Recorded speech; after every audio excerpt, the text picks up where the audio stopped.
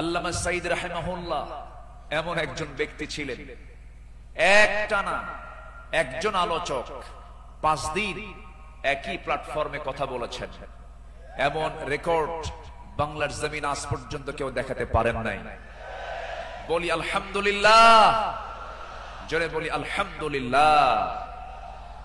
সম্মানিত হাজিরিন, আল্লাহ ছাড় দেন কিন্তু ছেড়ে দেন না, ঠিক কি না? ছাড় দেন কিন্তু ছেড়ে দেন না। দেখেন না, যাওয়ার রাস্তা পাইল না, শেষে ভাঙ্গা হেলিকপ্টারে বিদায় নিল, ঠিক কি না? যুগে যুগে যারাই আসমানি কিতাব নিয়ে ষড়যন্ত্র করেছে, যুগে যুগে যারাই জগতের শ্রেষ্ঠ সন্তান আলেমদেরকে নিয়ে ষড়যন্ত্র করেছে, তাদের অবস্থায় ফিরআউনদের মতো হয়েছে, হামানদের মতো হয়েছে, নমরুদদের মতো হয়েছে। সম্মানিত ভাইরা, এই কোরআনকে আমরা মানব শুধু নামাজে না সমাজেও? এই কোরআনকে মানতে হবে এক জায়গায় না সব জায়গায়? সব জায়গায় মানবো, জোরে বলি ইনশাআল্লাহ। এর মধ্যে কোনো তথ্য বাদ পড়েনি, সব তথ্য আল্লাহ পাকের মধ্যে দিয়েছেন। মিন শাইইন ওয়ালা আসগরা মিন যালিকা ওয়ালা আকবারা ইল্লা ফি কিতাবিম মুবিন। এমন কোন ছোট বিষয় নাই যা বাদ পড়েছে, আবার এমন কোন বড় বিষয় নাই যা বাদ পড়েছে, সব বলে দিয়েছেন তিনি আমার কে? আল্লাহ পাক।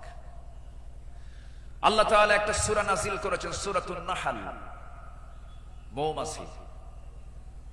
শতকের উপর শতক, হাজারো গবেষণার পরে সর্বপ্রথম 1973 সালে অস্ট্রিয়ান একজন বিজ্ঞানী কার্ল ভন ফ্রিশ মৌমাছির জীবন চক্র নিয়ে গবেষণা করে তিনি নোবেল পুরস্কার পান।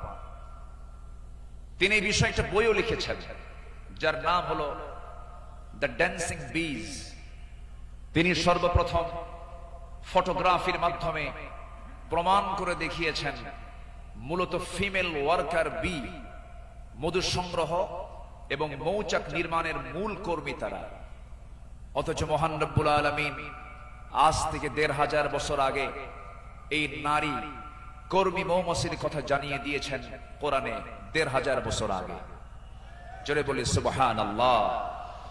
আল্লাহ রাব্বুল আলামিন বলেন, وَأَوْحَى رَبُّكَ إِلَى النَّحْلِ أَنِ اتَّخِذِي مِنَ الْجِبَالِ بُيُوتًا وَمِنَ الشَّجَرِ وَمِمَّا يَعْرِشُونَ। জোরে বলুন আল্লাহু আকবার। আমার বন্ধুগণ, নাম্বার 2 হলো আল্লাহ রাব্বুল আলামিন এই মৌমাছি যে তথ্যগুলো দিয়েছেন, সেই তথ্যের হালে এসে তারা বলতেছে কিন্তু ১৫০০ বছর আগে আল্লাহ রাব্বুল আলামিন তা জানিয়ে দিয়েছেন। আল্লাহ রানী মৌমাছিকে, স্ত্রী মৌমাছিকে ওহী দিয়ে জানাচ্ছেন, তুমি পাহাড়ে, গাছে এবং তারা যে গৃহ নির্মাণ করে তাতে নিবাস তোমরা বানায় নাও। জোরে বলি সুবহানাল্লাহ। নাম্বার 2, তিনি প্রমাণ করেছেন যখন একটি কর্মী মৌমাছি নতুন ফুলের বাগান বা উদ্যান খুঁজে পায়, তখন সে অন্য মৌমাছিদের সঠিক পথের দিক নির্দেশনা দেয়। কার্ল ভন ফ্রিচ এই নামের নাম দেন, এই নাচের নামটা দেন হচ্ছে ওয়াগল ড্যান্স, যা পৃথিবী জুড়ে সাড়া ফেলে। অথচ এই তথ্য কোরআনের কাছে অনেক পুরাতন। মহান আল্লাহ তাআলা ১৫০০ বছর আগে এটাও জানিয়ে দিয়েছেন। জোরে বলি সুবহানাল্লাহ। আল্লাহ রাব্বুল আলামিন বলেন, সুম্মা কুলি মিন কুল্লি সামারাতি ফাসলুকি সুবুলা রাব্বিকা যুলুলা। জোরে বলুন আল্লাহু আকবার। তুমি প্রত্যেক ফল থেকে আহার করো এবং তুমি আমার রবের সহজ পথে চলো। আল্লাহু আকবার। বিজ্ঞান হালে বলছে, কোরআন ১৫০০ বছর আগে বলছে। তাহলে এখন বলুন, বিজ্ঞান কোরআন বিজ্ঞান থেকে নিয়েছে না বিজ্ঞান কোরআন থেকে ধার করেছে? বিজ্ঞান কোরআন থেকে ধার করেছে।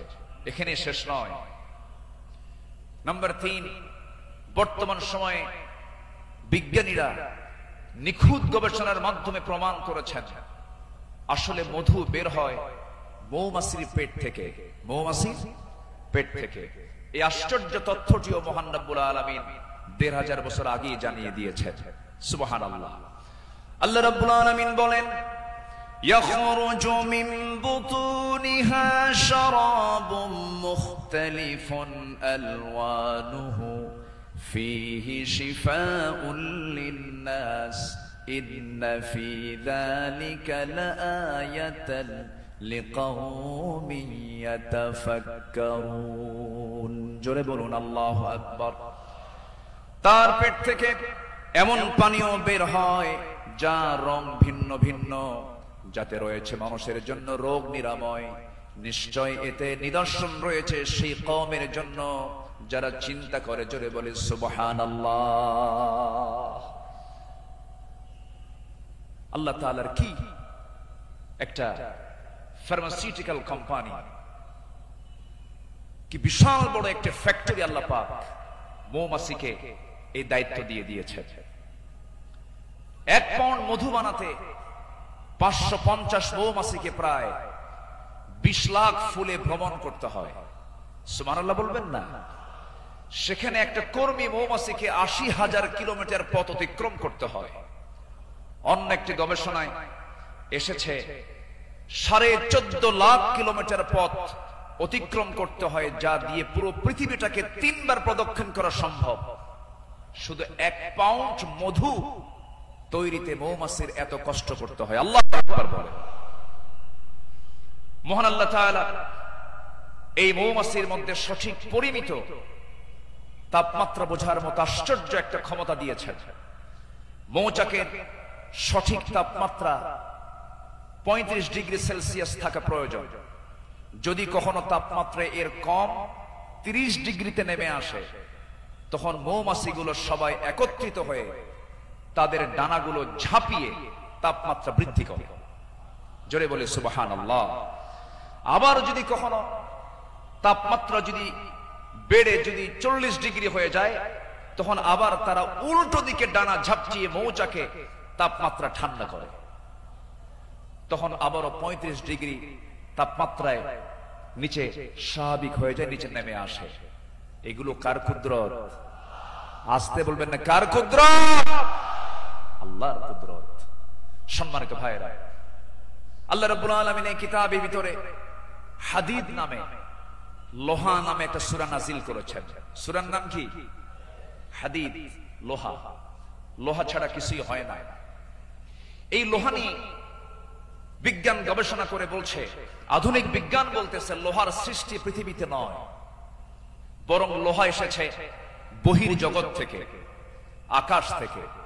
কারণ পৃথিবীর পরিবেশে লোহা উৎপাদনের জন্য অনুপযোগী। কেননা সূর্যের যে তাপমাত্রা লোহা উৎপাদনের জন্য যথেষ্ট নয়। সূর্যের কেন্দ্রের তাপমাত্রা হলো 15 মিলিয়ন ডিগ্রি সেলসিয়াস, আর সূর্যের পৃষ্ঠে অর্থাৎ ফটোস্ফিয়ারের তাপমাত্রা হচ্ছে 5.5 থেকে 6,000 ডিগ্রি সেলসিয়াস। অথচ লোহা উৎপাদনের জন্য আনুমানিক 5 বিলিয়ন ডিগ্রি সেলসিয়াস প্রয়োজন। বিজ্ঞানীদের ধারণা কোন সুপারনোভা বিস্ফোরণ থেকেই এই লোহার আগমন ঘটে থাকতে পারে। অথচ মহান রব্বুল আলামিন ১৫০০ বছর আগেই সূরা হাদিদে জানিয়ে দিয়েছেন আল্লাহ পাক লোহা নাজিল করেছেন। সুবহানাল্লাহ বলবেন না?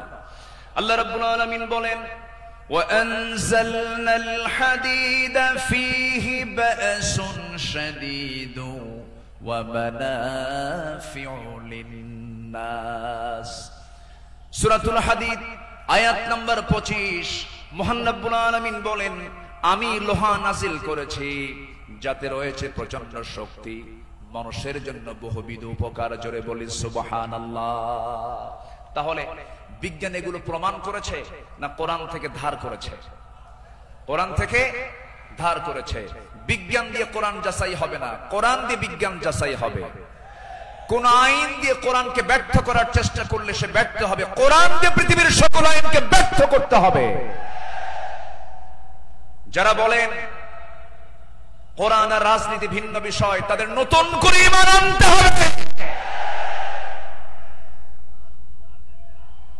কোরআন হচ্ছে আইন এবং প্রশাসনের চলন্ত বিশ্বকোষ। এটা দিয়েই নামাজ যেমন চলতে পারে, সমাজে চলতে পারে। কোরআন দিয়ে ক্যান্টনমেন্ট চলবে, কোরআন দিয়ে প্রশাসন চলবে। কোরআন দিয়ে চলতে পারে না এমন কোন প্ল্যাটফর্ম নেই, কোরআন দিয়ে সব চলবে, এটাই স্বাভাবিক। এই বিশ্বাস যার আছে তার ঈমান আছে, এই বিশ্বাস যার নাই তার ঈমান নাই, নাই, নাই।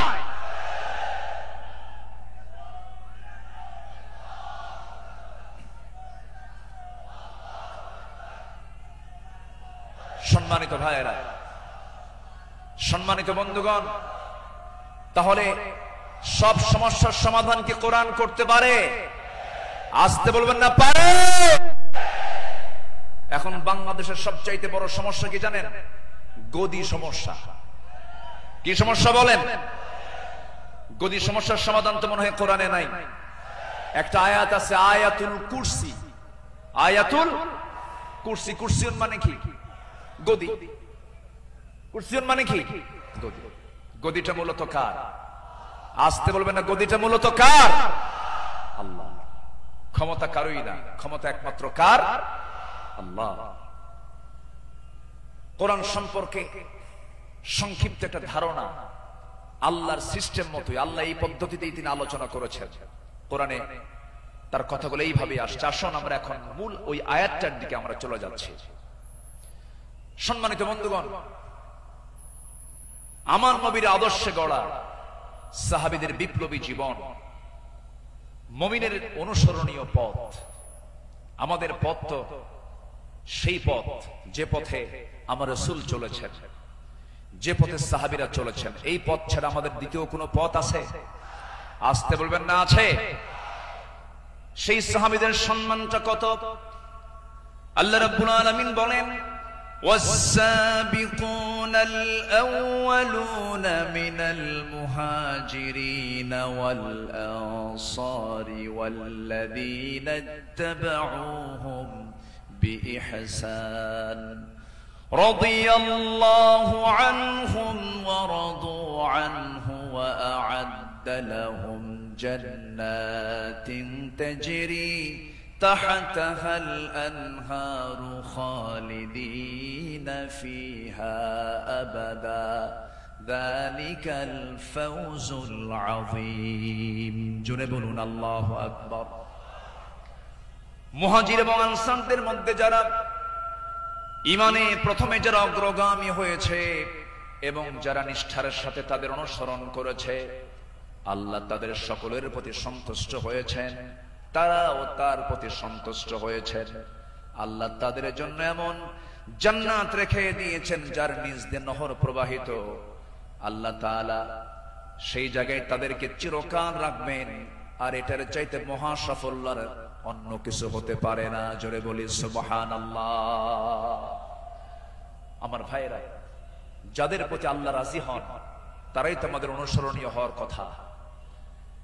যারা আল্লাহর রহমত প্রাপ্ত বান্দা, যাদের দুনিয়াতে জান্নাতের সংবাদ দিয়েছেন, এমন 10 জন সাহাবী ছিলেন যাদেরকে আল্লাহ রাব্বুল আলামিন দুনিয়াতে জান্নাতের সংবাদ তাদের কানে শুনিয়ে দিয়েছেন।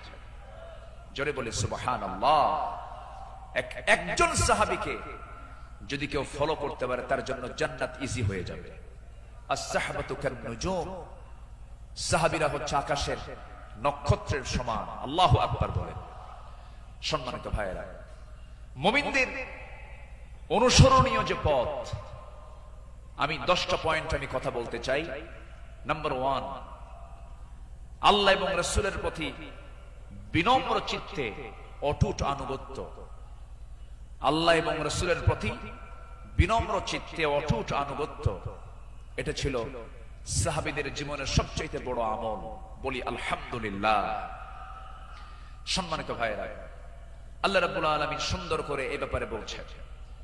আল্লাহ রাব্বুল আলামিন বলেন, ইয়া আইয়ুহাল্লাযীনা আমানু আতিউল্লাহা ওয়া রাসূলাহু ওয়া লা তাওয়াল্লাউ আনহু ওয়া আনতুম তাসমাউন। জোরে বলুন আল্লাহু আকবার। সূরাতুল আনফাল আয়াত নাম্বার 20। মহান রব্বুল আলামিন বলেন, হে বিশ্বাসীরা, তোমরা আল্লাহ এবং তার রাসূলের তোমরা আনুগত্য করো। তার নির্দেশ শ্রবণ করার পরেও তার আনুগত্য থেকে তোমরা কখনো মুখ ফিরিয়ে নেবে না। আল্লাহ রাব্বুল আলামিন সুন্দর করে হুকুম আকারে দিয়েছেন। আমার বন্ধুগণ, আনুগত্য ছাড়া, ইত্তেবা ছাড়া বান্দা কখনো জান্নাত পেতে পারে না। মহান রব্বুল আলামিন আরেক জায়গায় সুন্দর করে কমন একটা আয়াত বলে দিয়েছেন, ইন কুনতুম তুহিব্বুনাল্লাহা ফাত্তাবিউনি ইউহিব্বুকুমুল্লাহু ওয়া ইয়াগফির লাকুম যুনুবাকুম ওয়াল্লাহু গফুরুর রহিম। জোরে বলুন আল্লাহু আকবার। কি মুহাম্মদ সে ওয়াফা तूने तो हम तेरे है, ये जहां चीज है क्या लौह कलम तेरे है। मुहम्मद के যদি ভালোবাসো, ভালোবাসা পাবে আমার। লৌহ কলম লুভিবে তোমরা, মাটির পৃথিবী শেকড় ছাড় সব পেয়ে যাবে, কিন্তু নিজের জীবনের চাইতে রাসূলকে বেশি ভালোবাসতে হবে এবং তার ইত্তেবা করতে হবে। সাহাবীরা তা দেখিয়ে দিয়েছেন তাদের প্র্যাকটিক্যাল লাইফে। ইতিহাস সবার, ইতিহাস তো একই, সবার কম বেশি জানা আছে। একজন সাহাবী ছিলেন যিনি রাসূলকে কি পরিমাণ ভালোবেসেছেন। আমার নবীজি বদর যুদ্ধের ডাক দিয়েছেন। বদর যুদ্ধের দিন আমার নবীজি রোজা ভাঙ্গার নির্দেশ দিয়ে বললেন, সাহাবীরা কে আছো, আমার ডাকে সাড়া দিয়ে বদর প্রান্তরে পৌঁছবে। তোমরা কি জানো আজকের এই দিন হচ্ছে সেই দিন যেদিন সন্তান পিতার বিরুদ্ধে যুদ্ধে নামবে। আজকের দিন তো সেই দিন যেদিন পিতা তার সন্তানের বিরুদ্ধে যুদ্ধে নামবে। আজকে গোত্র গোত্রের যুদ্ধ, আত্মীয় আত্মীয়র যুদ্ধ, জামাই শ্বশুরের সামনে মুখোমুখি হয়ে যাবে। তোমরা কি পারবে আজকের এই যুদ্ধের ময়দানে আমার আনুগত্যের মধ্য দিয়ে বাতিলদের মোকাবেলা করতে? সাহাবীরা সামনে দাঁড়িয়ে বললেন, ইয়া রাসূলুল্লাহ, আমরা রোজাও রাখবো, বাতিলদের বিরুদ্ধে মোকাবেলার সামনে দাঁড়িয়ে যাব। আমার রাসূল বললেন, আজকের দিনে রোজা রাখার প্রয়োজন নেই, ফাইদ্দাতুম মিন আইয়ামিন উখর, চলো আমরা জিহাদের প্রস্তুতি নিয়ে ফেলি। আমার নবীজি যুদ্ধের ময়দানে হাজির হয়ে গেলেন। আমার নবীজি যুদ্ধের ময়দানে যখন দাঁড়ালেন, 313 জন সাহাবী নিয়ে বদর নামক প্রান্তরে, রমজান মাস, আমার নবীজির সামনে যখন দাঁড়ালেন, যুদ্ধ শুরু হয়ে গেছে।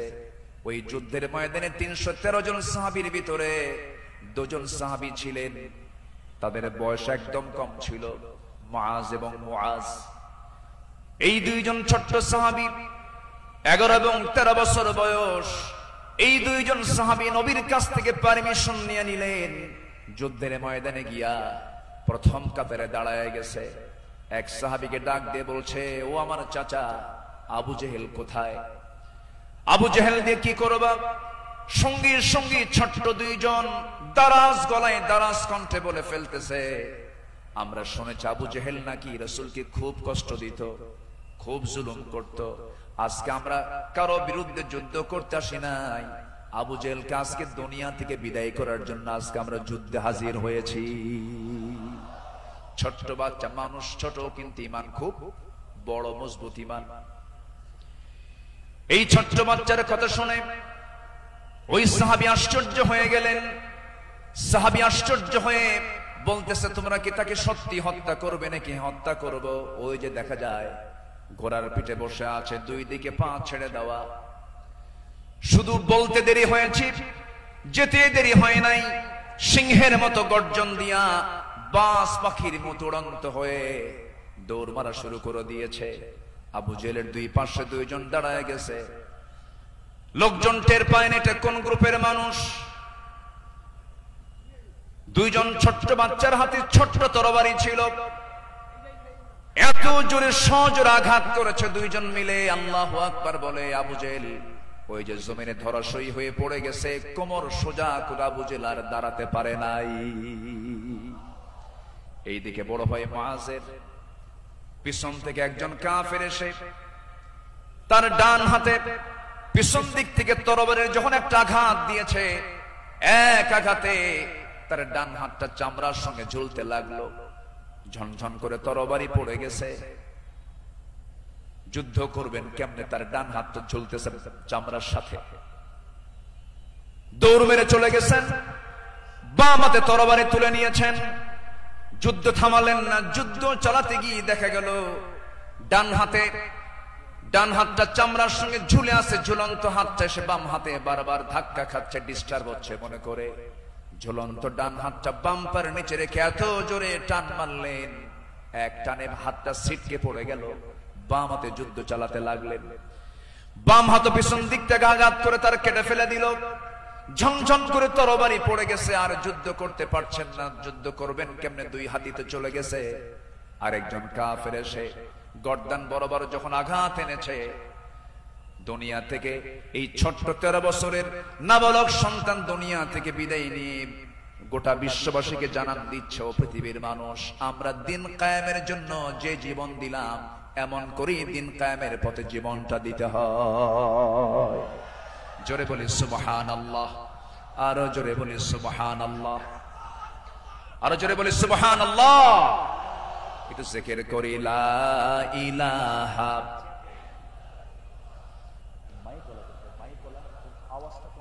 আরো জোরে লা ইলাহা, আওয়াজটা নাই, আওয়াজটা বলেন তো, কানে আওয়াজটা দিতে হবে।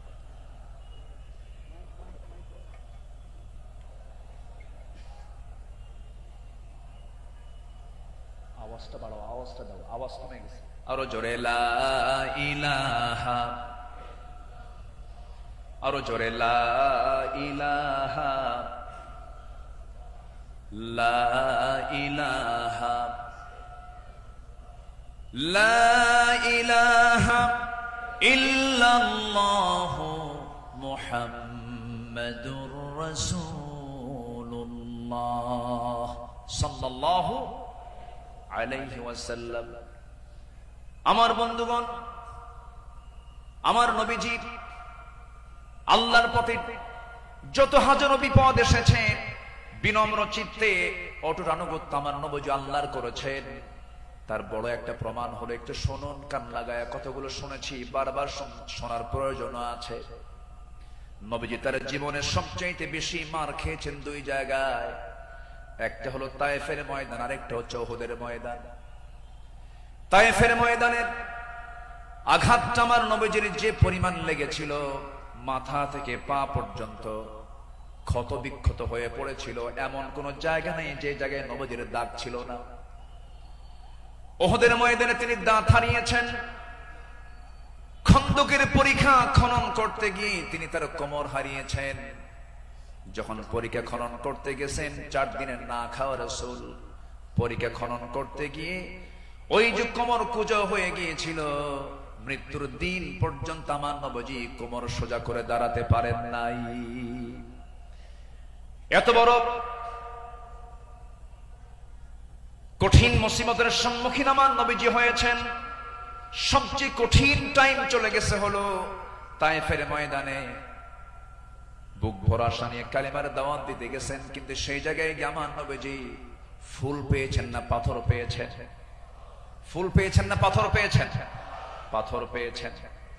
কিন্তু আমার নবীজি রক্তাক্ত অবস্থায় পড়ে থাকলেন, জুতার তলার সঙ্গে পায়ের তলার জমাট বেঁধে গেছে, নবীজি দাঁড়াতে পারছেন না, সেন্সলেস হয়ে পড়েছিলেন। কিন্তু যখন হোশটা ফিরে আসলো, মালাকুল জিবাল এসে নবীকে লক্ষ্য করে বলছেন, ইয়া রাসূলুল্লাহ, দুই দিকের পাহাড় দিয়ে চাপা দিয়ে এদেরকে আমি শেষ করে দিই, আপনি শুধু অর্ডার করেন। জবাবে আমার রাসূল বললেন, লা বাল আরজু আন ইউখরিজাল্লাহ মিন আসলাবিহিম মান ইয়াবুদুল্লাহ ওয়াহদাহু লা ইউশরিকা বিহি শাইআন। সহিহ মুসলিমের হাদিস এসেছে, রাসূল বললেন, না না ও ফেরেশতা, এদেরকে চাপা দিয়ে মেরো না। আমি আশা করি এদের ওরস থেকে যে সন্তান জন্ম নেবে তারা আল্লাহর ইবাদত করবে। জোরে বলি সুবহানাল্লাহ। রাসূল তাদেরকে মাফ করে দিয়েছেন। আমার বন্ধুগণ, আমার নবীজি আনুগত্য কাকে বলে আল্লাহ রাসূল তা শিখিয়ে দিয়েছেন, সাহাবাদের জীবনে তা শিখিয়ে দিয়েছেন। সাহাবে কেরাম রাসূলকে জীবন দিয়ে ভালোবেসেছেন। মিকদাদ রাদিয়াল্লাহু তাআলা আনহু রাসূলকে সামনে দাঁড় করিয়ে বলছেন, ইয়া রাসূলুল্লাহি ওয়াল্লাহি ইয়া রাসূলুল্লাহ লা নাকুলু কামা ক্বালাত বানু ইসরাঈল লিমূসা ফাযহাব আনতা ওয়া রাব্বুকা ফাকাতিলা ইন্না হাহুনা কাঈদুন ولكننا نقاتل عن يمينك وعن يسارك ومن بين يديك ومن خلفك। জোরে বলি আল্লাহু আকবার। হে রাসূল, আমাদের কেমন পাবেন না, যেমন করে মুসার উম্মত মুসাকে বলেছেন এমন করে আমরা তা বলবো না। আপনাকে বলবো, আমরা আপনার ডান থেকে বাম থেকে সামনে থেকে পিছন থেকে যখন ডাক দিবেন বাতিল শক্তির মোকাবেলায় ঝাঁপ দিয়ে পড়বো। জোরে বলি আল্লাহু আকবার। আমার নবীর চেহারায় আনন্দের ঝলকানি প্রকাশ পেল। সাহাবীরা আমার নবীর চতুর্পার্শ্বে সবসময় ছায়া দিয়ে রেখেছেন। জীবনের চাইতে তারা রাসূলকে বেশি ভালোবেসেছেন। আনুগত্য কাকে বলে? এই পৃথিবীতে প্রধান কাতারে যারা ছিলেন তারা হচ্ছেন সাহাবে কেরাম। সাদ ইবনে মুআজ রাদিয়াল্লাহু তাআলা আনহু বদর যুদ্ধের দিন মৃত্যুর ভয় না করে নবীর আনুগত্যে দাঁড়িয়ে দীপ্ত কণ্ঠে বলেছিলেন, ফাওয়াল্লাযী বাআসাকা বিল হক লাউ ইসতা'রাদতু বিনা হাযাল বাহরা ফাকুদতাহু লাখুদনাহু মা'আক। সেই সত্যের কসম যিনি আপনাকে সত্য সহ প্রেরণ করেছেন, যদি আপনি আমাদেরকে আজকে সমুদ্রের দিকে অগ্রসর হতে বলেন তাতেও প্রবেশ করেন, আমরা সাথে সাথে আপনার অনুসরণ করে আমরা সমুদ্র বক্ষে ঝাঁপ দেব, কোনো পরোয়া করব না। জোরে বলি আল্লাহু আকবার। আমার বন্ধুগণ, নাম্বার 2 আমরা চলে আসি দান এবং দানশীলতায় রাসূলের আদর্শ এবং সাহাবীদের অনুসরণ।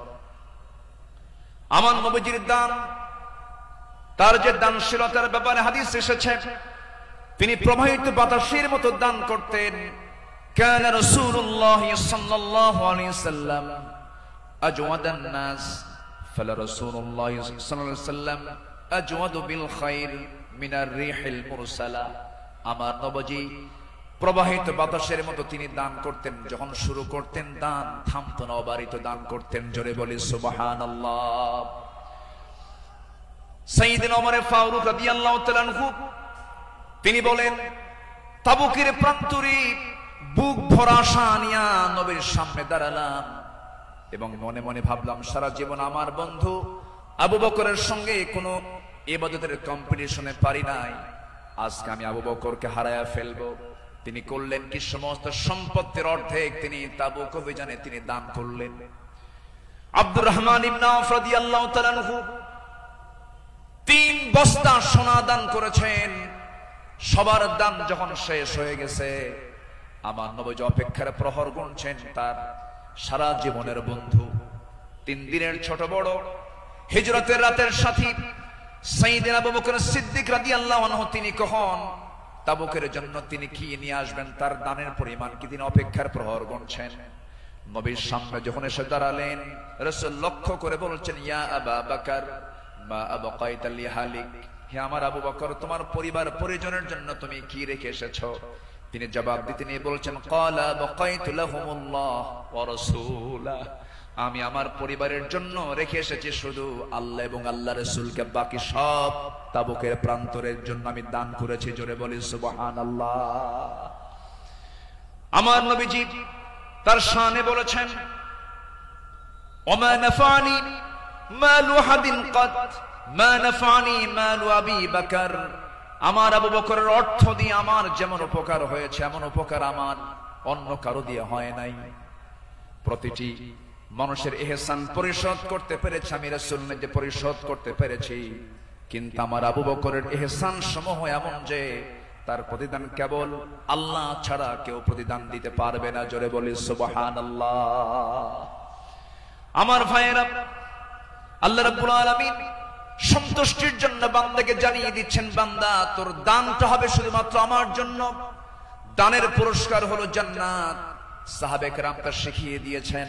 আল্লাহ রাব্বুল আলামিন বলেন, মাসালুল লাযীনা ইউনফিকুনা আমওয়ালাহুম ফি সাবিলিল্লাহি কামাসালি হাববাতিন أنبتت 7 سنابل في كل سنبلة 100 حبة والله يضاعف لمن يشاء والله واسع عليم। জোরে বলুন আল্লাহু আকবার। যারা আল্লাহর পথে তাদের সম্পদ ব্যয় করে, তাদের উপমা হলো একটা বীজের মতো, যা উৎপন্ন করলো 7টা শীষ, প্রতিটি শীষে রয়েছে 100 দানা। তারা আর আল্লাহ যাকে চান তার জন্য এমন করেই বাড়িয়ে দেন।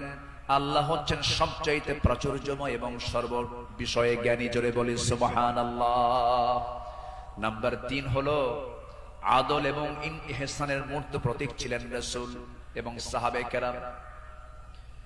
আদল কাকে বলে, ইনসাফ কাকে বলে, ইহসান কাকে বলে, যদি আমরা মডেল হিসেবে গ্রহণ করব আমার নবী এবং সাহাবে কেরামকে।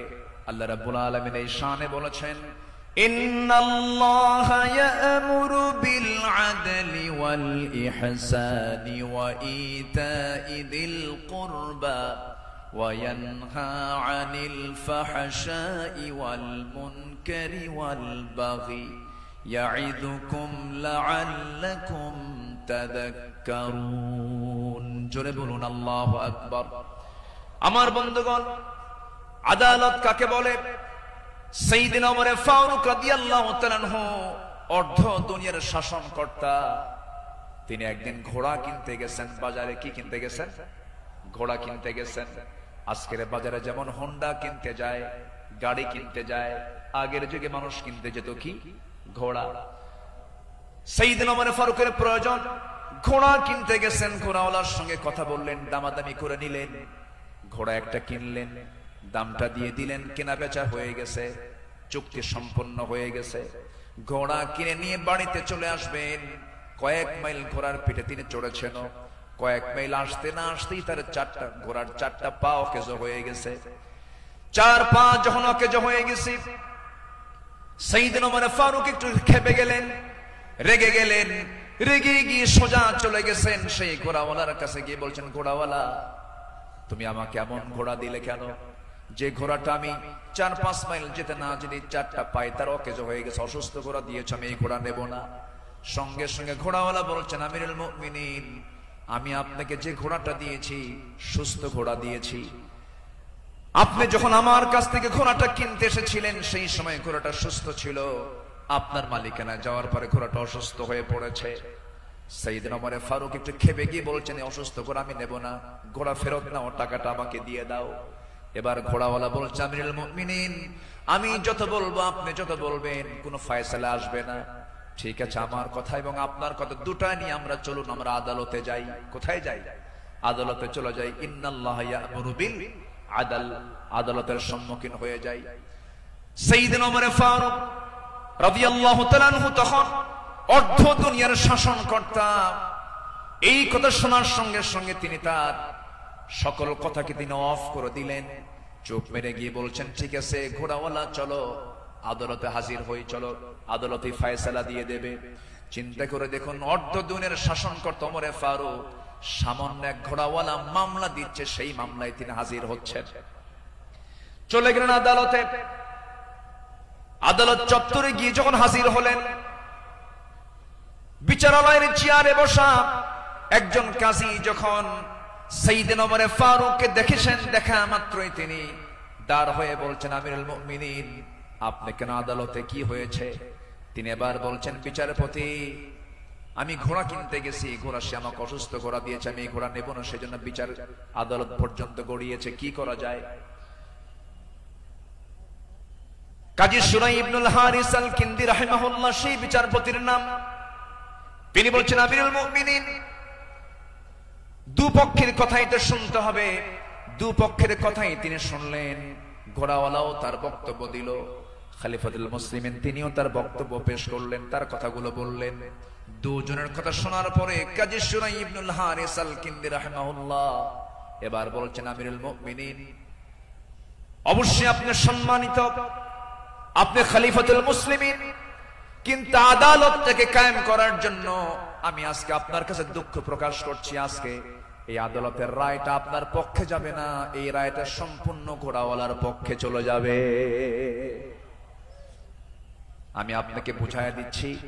এবার তিনি বলছেন আমিরুল মুমিনিন, আপনি আমার সামনে যে কথা বলছেন, আপনি এই জায়গা থেকে সুস্থ অবস্থায় বাড়ি পর্যন্ত ফিরবেন তার কোনো গ্যারান্টি আছে নাকি? না, গ্যারান্টি নাই। তাই যদি হয় যে ঘোড়াটা আপনি কিনে নিয়েছেন সেই ঘোড়াটা সুস্থ অবস্থায় কিনেছেন, আপনার মালিকানায় যাওয়ার পরে ঘোড়াটা অসুস্থ হতেই পারে, অসুস্থ হয়ে গেছে, কিন্তু সেই ঘোড়াটা ফেরত দিয়া আপনার টাকা ফেরত নেবেন, এমনটা তো ইসলাম এলাও করে না। সাইয়েদনা ওমর ফারুক রাদিয়াল্লাহু তাআলা আনহু একটা কথা বললেন না। আদালত চত্বর থেকে তিনি বের হয়ে গেলেন। পরের দিন তিনি মাজলিসে শুরার বৈঠকে বসলেন, সবাইকে জানান দিলেন যে আমার সমস্ত উপস্থিত সমস্ত পরামর্শ সভার সদস্যবৃন্দ, গতকালকে আমি একজন বিচারপতি পেয়েছি, এত বড় আদিল মানুষ আমি দেখি নাই। এত বড় আদিল, ইমামুন আদিল, এত সুন্দর রায় সে দিয়েছে, তার এত বড় সাহস। সে ব্যক্তির দিকে তাকায় নাই, সে আইনের দিকে তাকাইছে, আদালতের দিকে তাকাইছে। আমি ওমর আমার বিরুদ্ধে সে রায় দিয়েছে, এই লোকটাকে সাধারণ বিচারপতি না বানায় তাকে কেন্দ্রীয় বিচারপতি বানায় দিলাম। আল্লাহু আকবার বলেন। সম্মানিত ভাইয়েরা, সম্মানিত বন্ধুগণ, বিগত 16 বছর যে বিচারগুলো হয়েছে, প্রশাসনের বিচার হয়েছে, অনেক মার কোল তারা শূন্য করেছে, অনেক আল্লাহর গোলামের উপরে তারা জুলুম করেছে। 2018 সালে হঠাৎ করে আমার বাড়ি চতুর্দিক থেকে কয়েকশো পুলিশ আমার বাড়ি ঘেরাও করে আমাকে ধরতে গেছে। বিশাল বড় সন্ত্রাসী তো, ধরতে গেছে। তো বললাম, ভাই কি সমস্যা কি, চলেন থানায় যেতে হবে। থানায় নিয়ে গেল।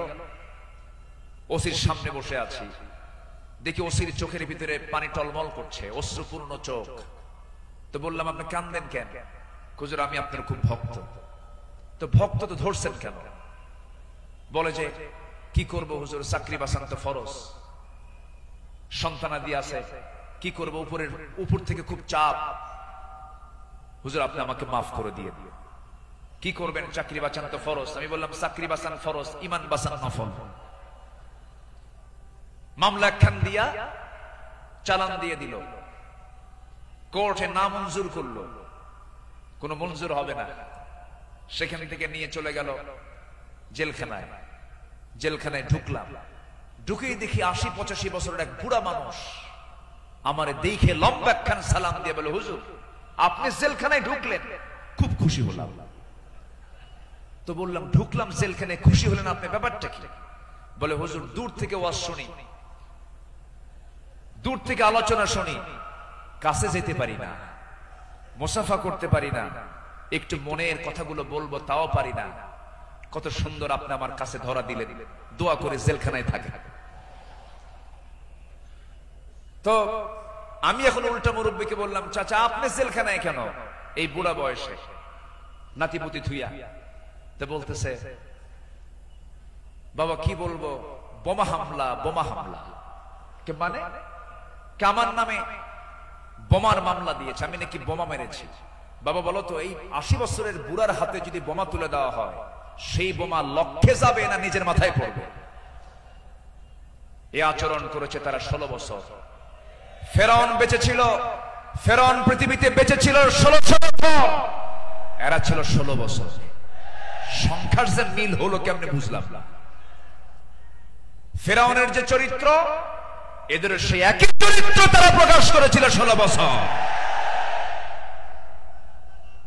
দাড়ি দেখলেই, টুপি দেখলেই তাদেরকে জঙ্গিবাদের তকমা লাগায় মামলা দিত, রাস্তার ফকির পর্যন্ত মামলার শিকার হয়েছে। আল্লাহ পাক একটা পরিবেশ আমাদেরকে উপহার দিয়েছেন, দিন কায়েমের কাজে আমরা এই পরিবেশকে কাজে লাগাবো। জোরে বলি ইনশাআল্লাহ, আরো জোরে বলি ইনশাআল্লাহ। আল্লামা সাঈদী তিনি দুনিয়া থেকে বিদায় নিয়েছেন, তার একটাই স্বপ্ন ছিল, এই বাংলার জমিন শাসন হবে কোন দিন কোরআন দিয়া। এটাই তার স্বপ্ন ছিল। সেই স্বপ্ন পূরণ করার জন্য আল্লামা সাঈদীকে জীবন দিয়ে ভালোবাসেন আপনারা, আমি বিশ্বাস করি। কারণ 100 বছরের ইতিহাসে এমন রেকর্ড নাই। আল্লামা সাঈদীর শুধু ফাঁসির রায় দিয়েছিল, সেই রায়কে কেন্দ্র করে একই দিনে শতাধিক মুসলমান শাহাদাত বরণ করেছিল।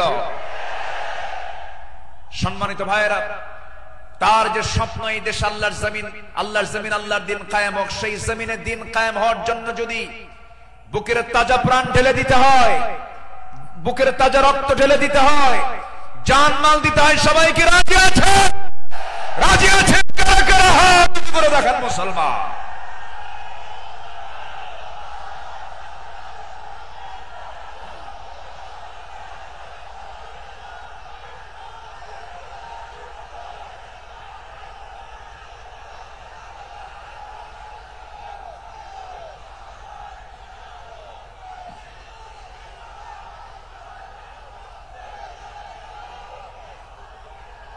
আল্লাহ কবুল করুন, জোরে বলি আমিন, আরো জোরে আমিন।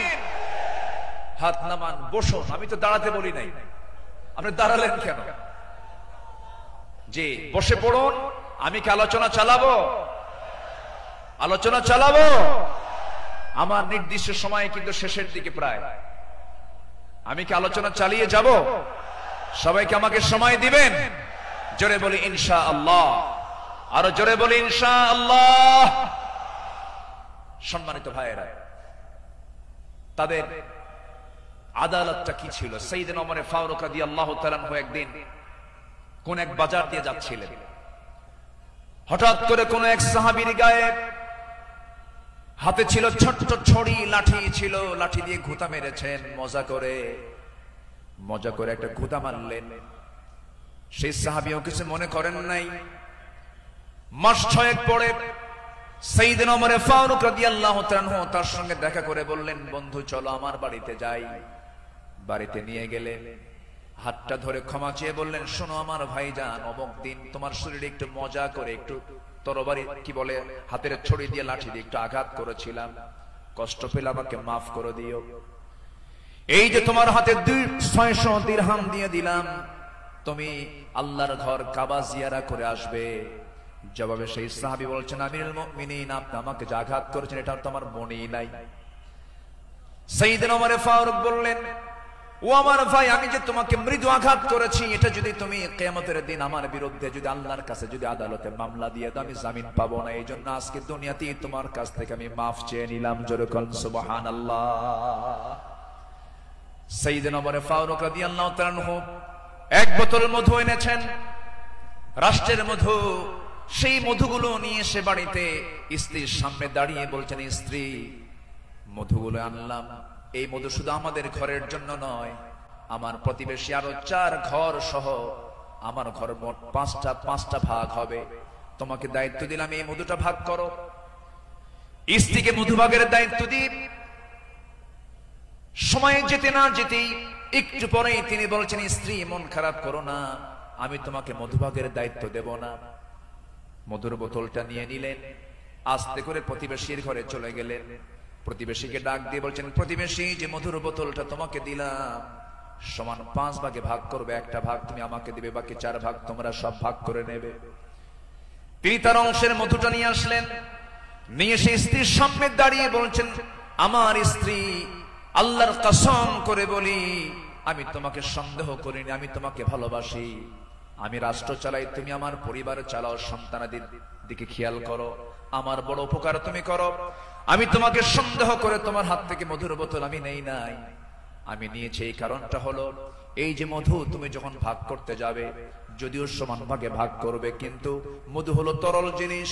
এই তরল মধু ভাগ করতে নিয়ে তোমার হাতে যতটুকু মধু লেগে যাবে, 1 ফোঁটা হোক, 2 ফোঁটা হোক, 3 ফোঁটা হোক, এতটুকু মধু আমাদের ভাগে বেশি আসুক এটা চাই নাই মনে করে মধুভাগের দায়িত্ব আমি অন্যের কাঁধে চাপায়া দিয়েছি। জোরে বলি আল্লাহু আকবার। ইন্নাল্লাহা ইয়া'মুরু বিল আদল ওয়াল ইহসান। আল্লাহু আকবার বলি। নাম্বার 4 হলো 10টা পয়েন্ট, একটু কান লাগান, খরগোশের মতো কানটা একটু খাড়া করে মনোযোগ দিয়ে সবাই মনোযোগ দিয়ে শুনুন। নাম্বার 4 হলো শ্রেষ্ঠদের কাতারে থেকেও নিরহংকার হয়ে অসহায় সাধারণের সাথে মিশে যাওয়া সাহাবে কেরামদের বৈশিষ্ট্য ছিল, আমার নবীর বৈশিষ্ট্য ছিল। আল্লাহ রাব্বুল আলামিন অর্ডার করেছেন ওয়াখফিদ জানাহাকা লিমান ইত্তাবা'আকা মিনাল মুমিনিন। সূরা শুআরা 215 নম্বর আয়াত। মুমিনদের মধ্যে যারা তোমার অনুসরণ করে তাদের প্রতি তোমার বাহুকে অবনত করো, তাদের জন্য তুমি সুন্দর করে তাদের পাশে দাঁড়িয়ে যাও, দিলটা নরম করে তাদের সঙ্গে কথা বলো। জোরে বলি সুবহানাল্লাহ। আমার বন্ধুগণ, এই ব্যাপারে আমার নবী সবার আগে তিনি এগিয়ে এসেছেন। ঈদের দিন আমার নবীজি দেখেন জীর্ণ শীর্ণ পোশাকের ছোট্ট একটা বাচ্চা কাঁদতেছে আর হাঁটতেছে। আমার নবীজি জড়িয়ে ধরলেন, কোলের মধ্যে তুলে বলছেন কাঁদো কেন সন্তান, কি হয়েছে বলো? বাপ নাই মা নাই, দুইজনে দুনিয়া থেকে বিদায় নিয়েছেন। আমার নবীজি ধুলাই মলিন সন্তানটাকে, শিশুটাকে কোলের মধ্যে তুলে নিয়ে সোজা ঘরের মধ্যে ঢুকলেন। ঢুকে বলছেন আয়েশা, বাচ্চা নিয়ে আসছি, সন্তান নিয়ে আসছি। ও কলিজার টুকরা সন্তান, এই যে মহিলাকে দেখতে পেতেছ আজকে থেকে এটাই তোমার মা, আর আমি তোমার সামনে দাঁড়িয়ে আছি, আমি হলাম তোমার বাবা। আমার নবী এতিমদের পাশে এমন করে সারা জীবন দাঁড়িয়েছেন, কারণ আল্লাহ রাব্বুল আলামিন তাকে অর্ডার করেছেন আলাম ইয়াজিদকা ইয়াতীমান ফাআওয়া ওয়া ওয়াজাদাকা দাল্লান ফাহাদা ওয়া ওয়াজাদাকা আইলান ফাআগনা ফাআম্মাল ইয়াতীমা ফালা তাকহার ওয়া আম্মাস সাইলা ফালা তানহার وَأَمَّا بِنِعْمَةِ رَبِّكَ فَحَدِّث। আমার বন্ধুগণ, সাইয়েদনা আবু বকর সিদ্দিক রাদিয়াল্লাহু আনহুর খেলাফত আমল চলছিল। সাইয়েদনা আবু বকর রাদিয়াল্লাহু তাআলা আনহু সেই সময় যখন তিনি খেলাফত পেলেন, নতুন যখন তিনি দায়িত্ব পেলেন, খেলাফত গ্রহণ যখন তিনি করলেন, নতুন খলিফা হয়েছেন, এই খেলাফতের সংবাদ পেয়ে অনেকে আনন্দ প্রকাশ করছে। সুন্দর একজন খলিফা আমরা পেয়েছি। কিন্তু ওই মদিনার ছোট্ট একটা গ্রামের একজন মহিলা অঝরে ঝাড়ায় কাঁদতেছে, কান্নায় সে ভেঙে পড়ছে। সবাই বলল, মহিলা তুমি কাঁদো কেন? ও নারী তুমি কাঁদো কেন? ও মহিলা তুমি কাঁদো কেন? কান্নার হেতুটা কি? সঙ্গে সঙ্গে মহিলা বলতেছে, কান্নার কারণ হলো এমন একজন ব্যক্তি খেলাফতের দায়িত্ব পেয়েছে, যে লোকটা আমার বাড়ির প্রত্যেকদিন ছাগলটা দহন করে যেত, ছাগলের দুধটা দহন করত। আজকে সে খেলাফতের দায়িত্ব পেল, কিন্তু আমার এই ছাগলের দুধটা দহন করার মতো লোক আর আমি পাবো না, এই জন্য আমি কান্দি। ওই মহিলার কান্না যখন সাইয়েদনা আবু বকরের কানে যখন সংবাদটা চলে গেছে, ওই মহিলার সামনে দাঁড়িয়ে বলছেন, মহিলা কেঁদো না, আমি খলিফার দায়িত্ব পেয়েছি, খেলাফতের দায়িত্ব পেয়েছি বলে তোমার দায়িত্ব আমি পালন করব না, ভুল কথা। আমার দায়িত্ব এটাও রয়ে যাবে, আমার খেলাফতের দায়িত্ব রয়ে যাবে। জোরে বলেন সুবহানাল্লাহ। ইবনে সাকার বলেন, সিরাত গ্রন্থে এসেছে সাইয়েদনা আবু বকর সিদ্দিক রাদিয়াল্লাহু তাআলা আনহু একটা গ্রাম ছিল, একটা পল্লী ছিল, ছোট্ট একটা মহল্লা ছিল। ওই মহল্লার প্রত্যেক ঘরে ঘরে গিয়ে সাইয়েদনা আবু বকর প্রত্যেক ঘরের ছাগলগুলোর দুধ তিনি দহন করে দিয়ে আসতেন। জোরে বলেন সুবহানাল্লাহ। আরো জোরে বলে সুবহানাল্লাহ। শ্রেষ্ঠত্বের কাতারে থেকেও নিরহংকারী হয়ে তারা জনগণের খাদেম ছিলেন, জনগণের খেদমত তারা করেছেন। রাতের বেলা একদিন তিনি খালি পায়ে হাঁটতেছেন। কি পায়ে বলেন? খালি পায়ে হাঁটতেছেন। সাইয়েদনা ওমর ফারুক দেখে বলছেন, আমিরুল মুমিনিন, আপনি খালি পায়ে হাঁটেন কেন? পাথরের আঘাতে আপনার চামড়া ফেটে তো রক্ত বের হয়ে যাবে, আপনি আহত হয়ে পড়বেন, রক্তাক্ত হয়ে যাবেন। তিনি বলছেন, ভাই ওমর, এই রাতের গভীর রাত্রিতে, গভীর নিশীথে আমি যদি জুতা পায়ে হাঁটতে যাই, পাথরের সাথে জুতার একটা আঘাত লাগবে, একটা শব্দ সৃষ্টি হয়ে যাবে। এই শব্দে যদি আমার নাগরিকের যদি ঘুমের ব্যাঘাত হয়, কিয়ামতের দিন আমাকে তার জন্য আসামির কাঠগড়ায় দাঁড়াতে হবে। জোরে বলি আল্লাহু আকবার। ঢাকা থেকে নেতা শিখেছেন চট্টগ্রাম, ঢাকা চট্টগ্রামের রোড 4 ঘন্টা বন্ধ। এমন নেতৃত্ব আমরা চাই না।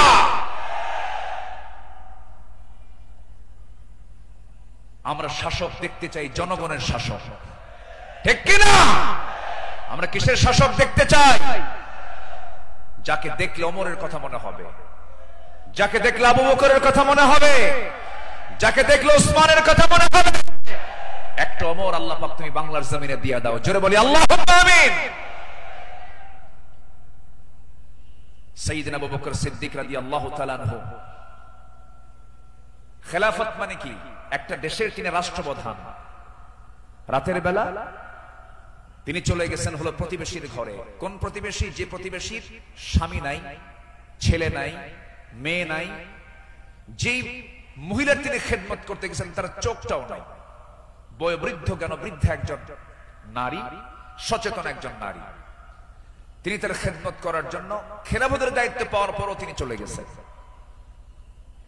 দরজায় নক করেছেন, খেদমত করলেন, বের হয়ে আসছেন। পরের রাত্রিতে সাইয়েদনা ওমর ফারুক রাদিয়াল্লাহু আনহু তিনি ভাবলেন, আমার ভাই আবু বকর তো খেলাফতের দায়িত্ব পেয়েছেন, উনি কি খেদমত করতে পারছেন কিনা জানি না। উনি চলে গেছেন খেদমত করার জন্য। দরজায় তিনি নক করেছেন, বুড়িমা আপনার খেদমতের জন্য আমি এসেছি, আমি ওমর আসছি। কে প্রয়োজন নেই। কেন? কিছুক্ষণ আগে একজন খেদমত করে চলে গেছে। উনি ভাবলেন যে খেদমত কে করতে পারে। পরপর তিনি 3 রাত ওই বুড়ি মহিলার ঘরের পাশে গিয়ে আড়ালে তিনি দাঁড়ালেন, খুঁজে পাচ্ছেন না, কখন ঢোকে তাও টের পাওয়া যায় না। তৃতীয় রাত্রিতে তিনি বুঝতে পারলেন একটা মানুষ খালি পায়ে ভিতরে ঢুকলো, কিন্তু অন্ধকার তো দেখতে পারে না। ভিতরে ঢুকে খেদমত করে বের হতে নিলেই পিছন দিক থেকে ওমর ফারুক তার হাত চেপে ধরেছেন।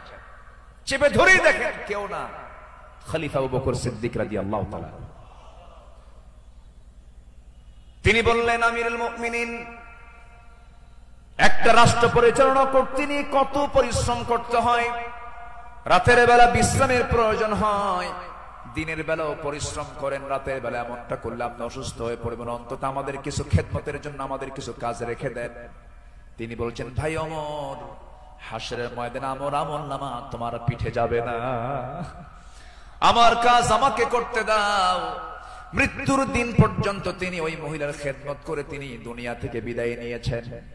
দ্বিতীয় খলিফা ওমর ফারুক রাদিয়াল্লাহু তাআলা যখন খেলাফতের দায়িত্ব পেলেন, ওই মহিলা জানেন না প্রথম খলিফা ইন্তেকাল করেছেন। খেলাফতের দায়িত্ব যেদিন পেয়েছেন সেই দিনই রাত্রে বেলায় ওমর ফারুক তিনি চলে গেছেন মহিলার ঘরে। দরজায় নক করে ভিতরে ঢুকেছেন। মহিলা জানেন না খাদেম চেঞ্জ হয়েছে। ভিতরে তিনি সব কাজগুলো করলেন, রান্না বান্না করে দিলেন, কাপড় চোপড় ধুয়ে দিলেন, খাবার দাবার ধুয়ে দিয়ে পরিষ্কার করে তিনি বের হয়ে আসলেন।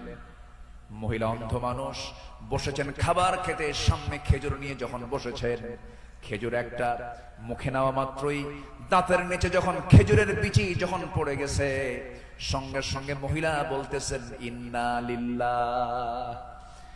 তিনি চোখের পানি ফেলে দিয়া কেঁদে কেঁদে বলতেছেন, বুঝতে পেরেছি আমার আসল খাদেম আবু বকর আর দুনিয়াতে নাই। আমার আবু বকর যখন আমার খেদমত করতে আসতো, যখন সে খেজুরগুলো আমাকে ধুয়ে দিত, শুধু খেজুর শুধু ধুয়েই দিত না, খেজুরগুলো ধুয়ে ভিতরের যে বিচিগুলো আছে বিচিগুলো সরায়া আমার সামনে রেখে দিত, যেন আমার খেতে কোনো কষ্ট না হয়। জোরে বলে সুবহানাল্লাহ, আর জোরে বলে সুবহানাল্লাহ। শাসক ছিলেন, শাসকের কাতারে থেকেও তারা নিরহংকারী হয়ে জনগণের সেবা করেছে।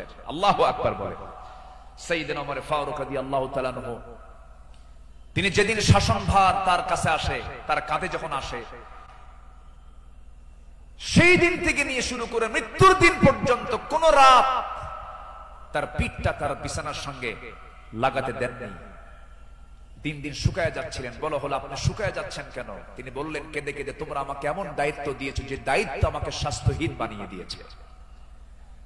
পরকালীন জবাবদিহিতা, পরকালীন জবাবদিহিতার অনুভূতি ছাড়া একটা শাসক কখনো ভালো হতে পারে না। আসতে বলবেন না, জোরে বলুন ঠিক কিনা।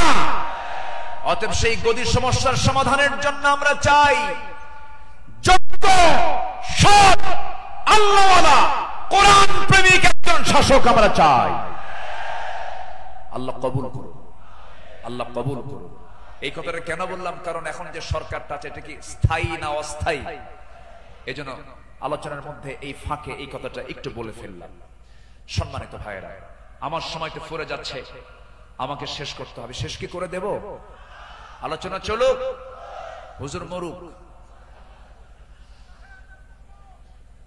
জি, জোরে বলি ইনশাআল্লাহ। জি, আল্লাহ কবুল করুন, জোরে বলি আমিন। নাম্বার 5, সকল দুর্নীতি এবং অন্যায়ের বিরুদ্ধে কঠোর অবস্থান। আমার নবীরও ছিল, সাহাবে কেরামদের মাঝে এই বিষয়ে তারা খুব সতর্ক থাকতেন। আল্লাহ রাব্বুল আলামিন বলেন, ওয়ালা তাকুলু আমওয়ালাকুম বাইনাকুম বিল বাতিলি ওয়া তুদলু বিহা ইলাল হুক্কামি লিতাকুলু ফারীকাম মিন আমওয়ালিন নাসি বিল ইসমি ওয়া আনতুম তা'লামুন। জোরে বলুন আল্লাহু আকবার। তোমরা নিজেদের মধ্যে পরস্পরের সম্পদ অন্যায়ভাবে গ্রাস করো না, তা বিচারকদের নিকট উপস্থাপন করো না, যাতে অন্যের সম্পদের কিছু অংশ পাপের মাধ্যমে গ্রাস করতে পারো, যদিও তোমরা জানো কার কথা। আসতে বলবেন না, কার কথা। আর এক জায়গায় বলছেন, লা তাকুলু, তোমরা খেতে যেও না। কি খেতে যেও না? কুলু মিন তাইয়্যিবাত, পবিত্র খাবে, হারাম কিছু খাবে না। লা তাকুলুর রিবা আদআফা মুদাআফা আহাল্লাল্লাহুল বাই'a ওয়া হাররামান রিবা। বিভিন্ন জায়গাতে আল্লাহ পাক ক্লিয়ার কথা বলে দিয়েছেন। আমার বন্ধুগণ, সাহাবে কেরাম দুর্নীতি কেমন করে বন্ধ করা যায়, অন্যের বিরুদ্ধে কেমন কঠোর হতে হয়, তা বাস্তব জীবনে তা দেখিয়ে দিয়েছেন। বাস্তব জীবনে আল্লাহ রাসূল তা বুঝিয়ে দিয়েছেন। বিচার কেমনে করতে হয়, বিচারের রায় কেমনে নামাতে হয়, তাও রাসূল শিখিয়ে দিয়েছেন। বিচার কি সবার জন্য সমান না সমান? আইন সবার জন্য, আইন সবার জন্য সমান। আমার নবীজি বসে আছেন, একটা বিচার আসলো। এক সম্ভ্রান্ত পরিবারের মহিলা কন্যা সন্তান চুরি করে ধরা পড়েছে। রাসূল বললেন, কোনো কথা নাই, হাত কাটো, হাত কেটে ফেলো। রাসূল অর্ডার দিলেন। আমার নবীর উপরে কথা বলার কোনো সাহস কারো নাই। ওই সম্ভ্রান্ত পরিবারের লোকজন এসে সাইয়েদনা ওমর ফারুককে বিভিন্ন কিছু বুঝায়া দিয়ে বলছেন, আপনি যদি রাসূলকে সুপারিশ করেন হয়তো রাসূল শুনতে পারেন। সাইয়েদনা ওমর ফারুক এসে আমার নবীর সামনে দাঁড়িয়ে বলছেন, ইয়া রাসূলুল্লাহ, যে মহিলার হাত কাটার অর্ডার দেওয়া হয়েছে সে তো সম্ভ্রান্ত পরিবারের, দেখুন তো কিছু করা যায় নাকি?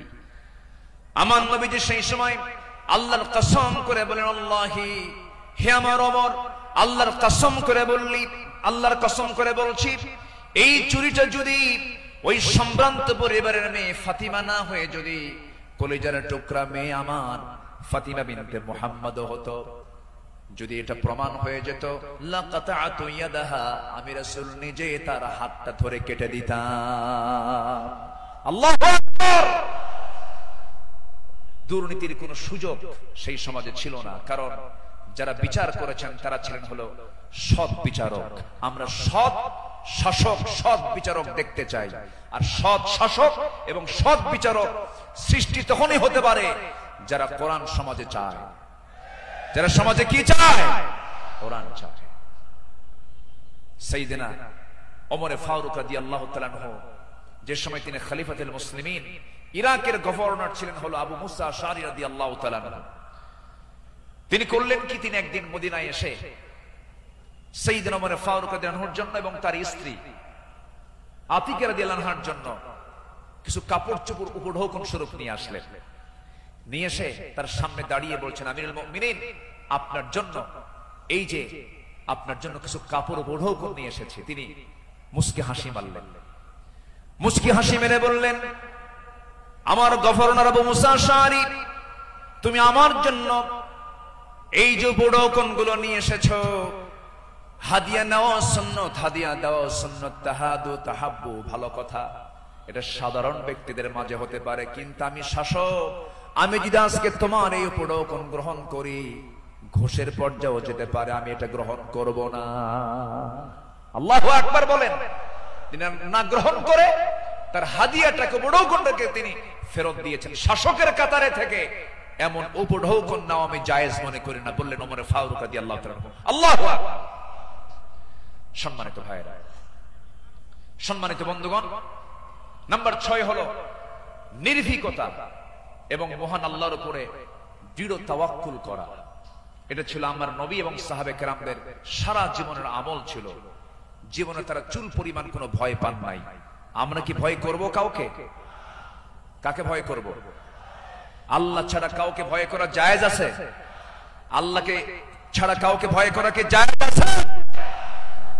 আমার নবীজি কোন এক যুদ্ধের ময়দানে যাবেন, একটা গাছের নিচে তিনি শুয়ে পড়লেন। বাবলা গাছ, বাবলা গাছের ডালে তরবারি রেখে তিনি বিশ্রাম নিচ্ছিলেন। হঠাৎ করে এক বেদুইন এসে আমার নবীর সেই তলোয়ারটা তার হাতে তুলে নিয়ে বলতেছে, মুহাম্মদ, আমার হাতে তোমার জীবন, আমি তোমাকে এখন হত্যা করতে পারি। এই কথা বলা মাত্রই বলতেছে, এখন তোমাকে কে বাঁচাবে? বেদুইন বলছে, তোমাকে এখন কে বাঁচাবে মুহাম্মদ? আমার নবীজি বলেন, আমাকে বাঁচাবেন আমার আল্লাহ, আমাকে বাঁচাবেন আমার আল্লাহ, আমাকে বাঁচাবেন আমার আল্লাহ। 3 বার রাসূল যখন বললেন, ওই বেদুইনের হাত থেকে তরবারি থরথর থরথর করে পড়ে গেল। আমার নবীজি দৌড় মেরে গিয়ে সেই তরবারি হাতে নিয়ে বললেন, বেদুইন, এখন তোমাকে বাঁচাবে কে? আমি তো আল্লাহর কাছে আশ্রয় নিয়েছি, আল্লাহ আমাকে বাঁচান, এখন তোমাকে কে বাঁচাবে? বেদুইন তার চোখের পানি আটকাতে না পেরে আমার নবীর সামনে দাঁড়িয়ে বলছে, আপনি সত্যি আল্লাহর রাসূল, আপনি আমাকে পড়িয়ে দেন লা ইলাহা ইল্লাল্লাহ, ফাইদা আযামতা ফাতাওয়াক্কাল আলাল্লাহ ওয়া কাফা বিল্লাহি ওয়াকিলা ইন্নাল্লাহা ইউহিব্বুল মুতাওয়াক্কিলিন ওয়া মান ইয়াতাওয়াক্কাল আলাল্লাহ ফাহুয়া হাসবুহ। যে ব্যক্তি আল্লাহর প্রতি তাওয়াক্কুল করবে, আল্লাহ তার জন্য যথেষ্ট হয়ে যান। আমাদের ভরসা রাশিয়া নয়, আমেরিকা নয়, ইন্ডিয়া নয়, চায়না নয়, আমাদের কারো প্রতি ভরসা করার দরকার না। আমাদের ভরসা কে? আসতে বলবেন না, তিনি কে? আমাদেরকে বাঁচাবেন তিনি, যার হাতে আমাদের প্রাণ, তিনি সে আল্লাহ আমাদেরকে বাঁচাবেন। আল্লাহ কবুল করুন, জোরে বলি আমিন। ইসলাম গ্রহণ করেছেন 40 নম্বরে, 41 নম্বরে সাইয়েদনা ওমর ফারুক রাদিয়াল্লাহু তাআলা আনহু। ইসলাম কবুল করেই রাসূলের সামনে তরবারি রাসূলের পায়ের কাছে রেখে বললেন, ইয়া রাসূলুল্লাহ, আমাদের মুসলমানদের সংখ্যা কত? আমার রাসূল বললেন, ওমর, সাহাবীর সংখ্যা মাত্র 40 জন, 40 থেকে 41 জন।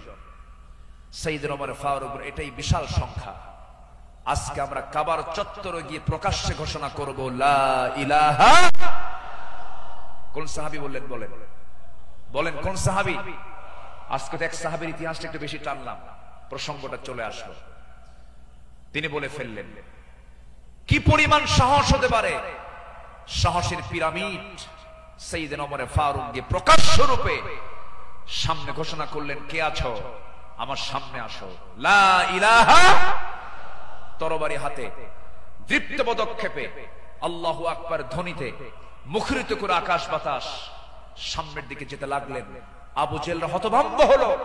আবু জেহেল মনে মনে ভাবলো, পাঠালাম কি জন্য, আর হয়ে গেল কি? সাইয়েদনা ওমর ফারুক রাদিয়াল্লাহু তাআলা এত সাহসী ছিলেন, সেই বজ্র কণ্ঠের ওমর এখনো দরকার আছে না নাই? সেই বজ্র কণ্ঠের ওমর এখনো দরকার আছে না নাই? নতুন বাংলাদেশ তৈরি করার জন্য ওমর প্রয়োজন, আবু বকর প্রয়োজন। আমরা আবু বকরের মতো দৃঢ়চেতা হব, ওমরের মতো সাহসী হব, ওসমানের মতো ধৈর্যশীল হব, আলীর মতো লড়াকু সৈনিক হয়ে বাতিল শক্তির মোকাবেলায় আমরা ঝাঁপিয়ে পড়ব প্রয়োজনে। রাজি আছেন কারা কারা? হাত উঁচু করে দেখান মুসলমান।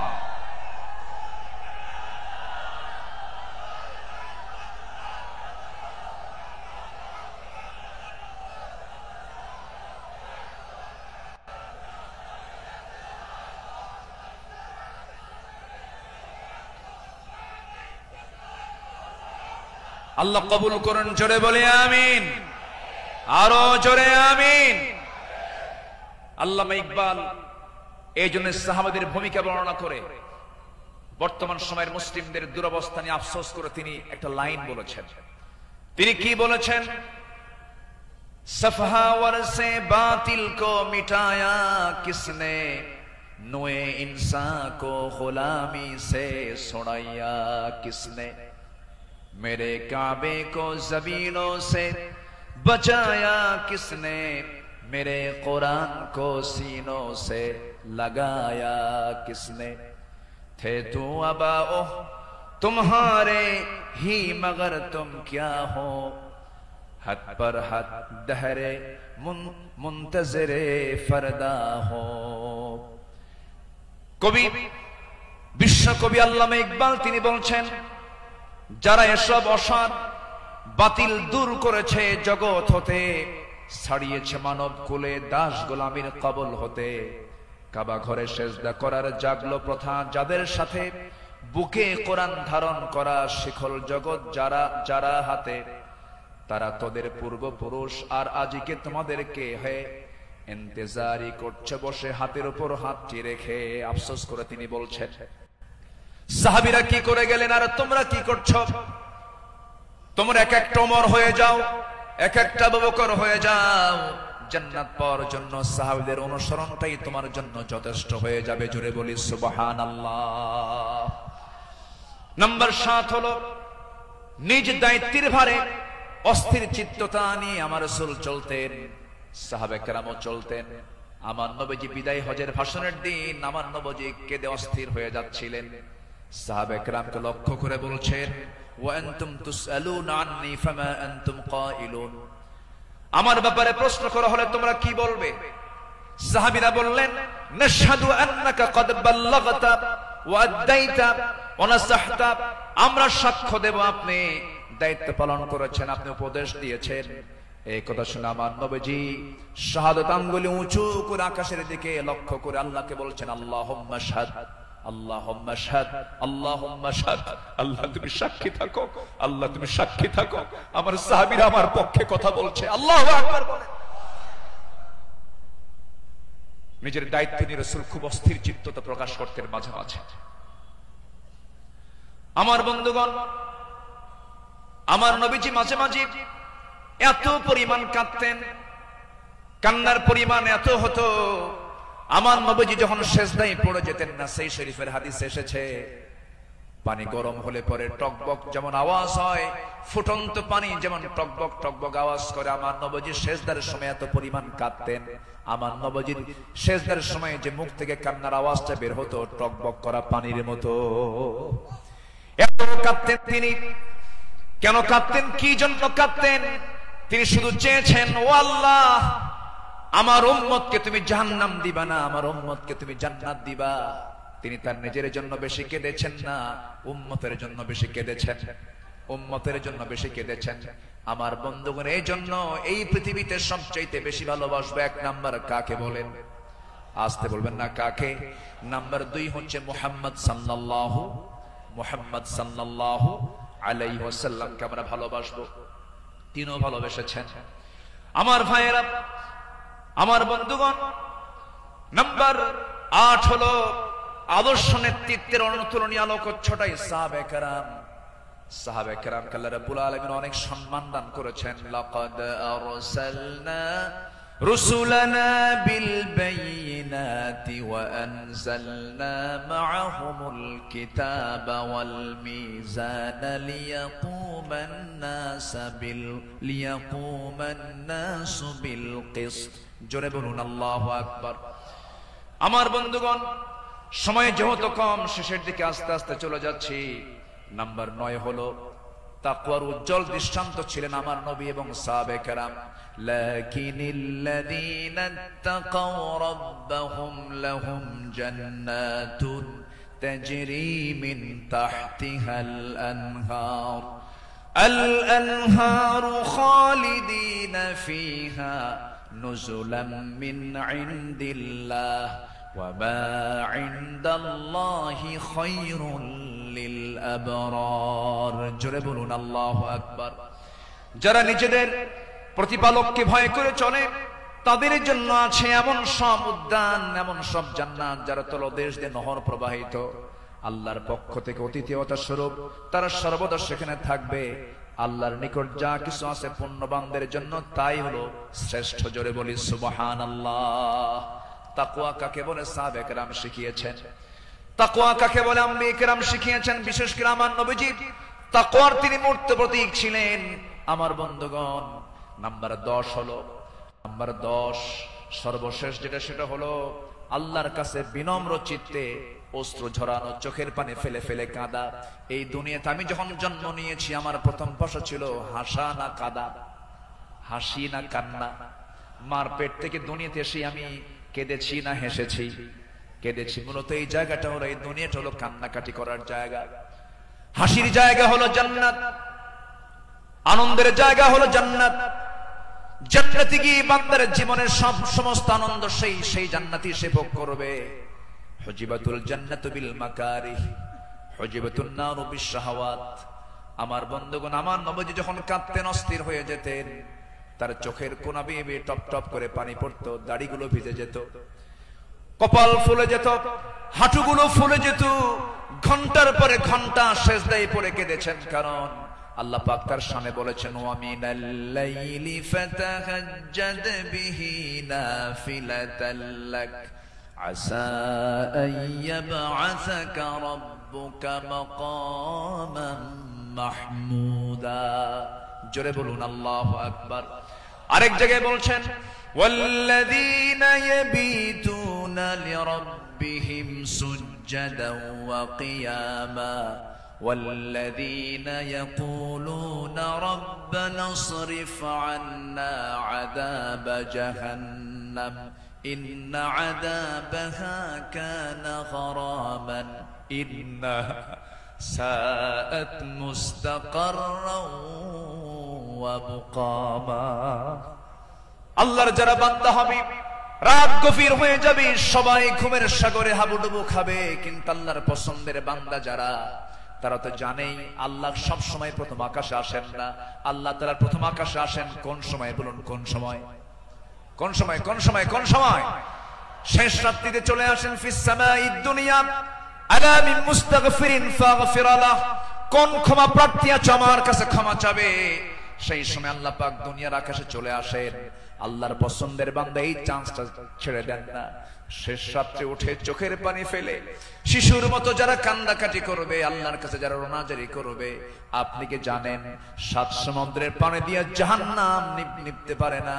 কিন্তু বান্দা যদি আল্লাহর ভয়ে 1 ফোঁটা চোখের পানি ফেলতে পারে, 1 ফোঁটা চোখের পানি 7টা জাহান্নামকে নিভায়া দিতে পারে।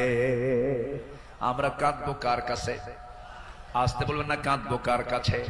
পৃথিবীতে কান্নাকাটি করার জায়গা কয়টা? বলেন কয়টা জায়গা? এক জায়গা। কার কাছে? আল্লাহর কাছে আমরা চোখের পানি ফেলে ফেলে কাঁদবো, আল্লাহর কাছে আমরা রোনাজারি করব। পৃথিবীর মানুষের কাছে কাঁদবেন, কেউ বলবো ফিনাতে এমনি কান্দে, কোন একটা লক্ষ্য আছে, মতলব খারাপ। কত কি বলবে। স্বামী তার বউয়ের কাছে কাঁদবে, বউ তার স্বামীর কাছে কাঁদবে, ছেলে বাবার কাছে কাঁদবে, বাবা ছেলের কাছে কাঁদবে। সেখানে কিছু স্বার্থ থাকতে পারে। কিন্তু বান্দা যদি শুধুমাত্র আল্লাহর জন্য কাঁদতে পারে, আল্লাহ রাব্বুল আলামিন তার বান্দার সেই কান্নার পরিপূর্ণ জাযা, পরিপূর্ণ পুরস্কার সেই বান্দার হাতে তুলে দিবে। এই জন্য আমরা চোখের পানি খরচ করব কার জন্য? আসতে বলবো না, কার জন্য আমরা খরচ করব? ইন্নাল্লাযীনা উতুল ইলমা মিন ক্বাবলিহি ওয়া ইযা ইউতলা আলাইহিম ইয়াখিরুনা লিল আযকানি সুজদা। সূরা বনী ইসরাঈল 107 নম্বর আয়াত। যাদেরকে এর পূর্বে জ্ঞান দান করা হয়েছে, তাদের সামনে যখন আবৃত্তি করা হয়, তখন তারা বিনয়ের সাথে কাঁদতে কাঁদতে ভূমিতে জমিনে তারা লুটিয়ে পড়ে। ইয়াখিরুনা লিল আযকানি সুজদা। এই জন্য আমরা কাঁদবো। চোখের পানি যদি ফেলতে চাই, একমাত্র ফেলবো আমরা কার জায়গায়? কার কাছে? বলেন কার কাছে? কার কাছে? আল্লাহর কাছে। সাইয়েদনা ওমর ফারুক রাদিয়াল্লাহু তাআলা একদিন বসে আছেন, তার পাশে এক সাহাবী বসে একটা হাদিস বর্ণনা করছিলেন। মিসকাল হাববাতিন মিন কিবার, যার মধ্যে যাররা পরিমাণ অহংকার কাজ করবে, লা ইয়াদখুলুল জান্নাহ, সে ব্যক্তি জান্নাত পাবে না। ওমর ফারুক সেই জায়গা থেকে লাফ মেরে গিয়ে জমিনে লুটিয়ে পড়লেন। গোটা শরীর তিনি ধুলায় মলিন করলেন আর বললেন, ওমর তোকে মানুষ খলিফা বলে, তোকে মানুষ শাসক বলে, ওমর তোর মধ্যে মনে হয় অহংকার ঢুকে গেছে, আল্লাহ তোকে মাফ করবে না। আকাশের দিকে দুটো হাত তুলে আফসোস করে বলছেন, আকাশের মালিক আল্লাহ, তুমি যদি গোটা দুনিয়ার সমস্ত মানুষকে তুমি যদি জান্নাত দিয়ে দাও আর একজন ব্যক্তিকে যদি জাহান্নাম দিয়ে দাও, আমার মনে হয় আমি ওমর সে একজন ব্যক্তি, জাহান্নাম আমি যাব মনে হয় আমার সে আমল নাই, আল্লাহ আমাকে মাফ করে দিও, আল্লাহ আমাকে ক্ষমা করে দিও। এরকম করে তারা আল্লাহর সামনে চোখের পানি ফেলে ফেলে কেঁদেছেন।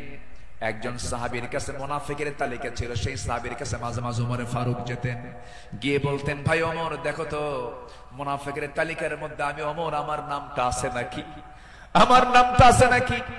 সাহাবী বলতেন, ভাই ওমর আপনার নাম থাকবে কেন, আপনি তো জান্নাহ, ওমর ফিল জান্নাহ। তিনি উত্তরে বলতেন, ভাই রে আমার মন বলছে কেন যেন মনে হয় আমি কি মুনাফিকের কাতারে চলে গেলাম কিনা। কি চিন্তা তাদের মধ্যে কাজ করতো, কার ভয় কার ভয় কার ভয়, আসতে বলবেন না কার ভয়।